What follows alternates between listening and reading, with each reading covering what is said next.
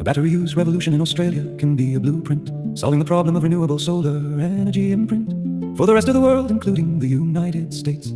At a time when the Republican-led United States is pulled back on supporting wind, solar, and rates of electricity have gone up when the war in Iran elevates prices for fossil fuels that power United States electricity, while the United States blocks wind farms.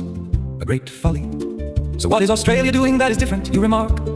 Why a fall off 10% in the Australian benchmark? The electricity price, Australia was already one of the top 3 global leaders in solar power, with panels in 1 of 3 Australian homes. Unfortunately, Australia also remains a major contributor to the climate crisis, with exportation of vast amounts of fossil fuels. But it is batteries that are giving Australia a new burst of speed, attaining cleaner air.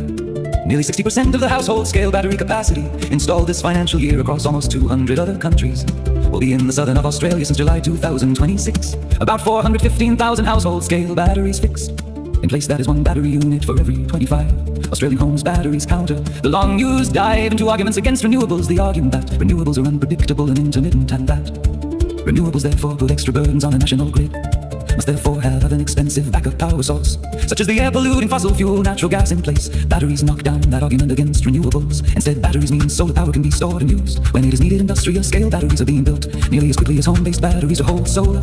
With Australia with a population of only 27 million, trailing only China with a population of 1.4 billion, and the US with a population of 350 million, in new capacity after connections more than double.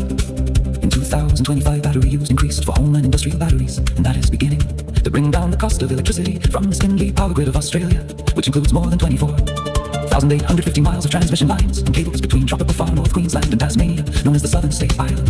The battery revolution has not been free funded by a generous taxpayer-funded subsidy from Labour's Anthony Albanese.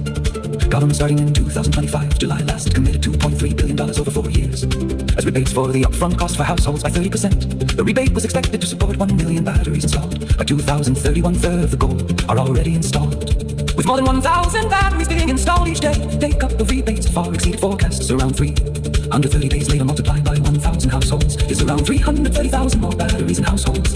That's 33% of the batteries expected to be installed by 2030, and we are only half through 2026.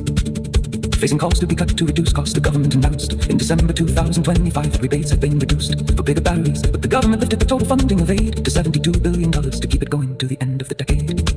The overall goal was doubled to 2 million batteries. Some criticize and say battery rebates favor the wealthy and renters are not included, and all parts of Australia are not targeted.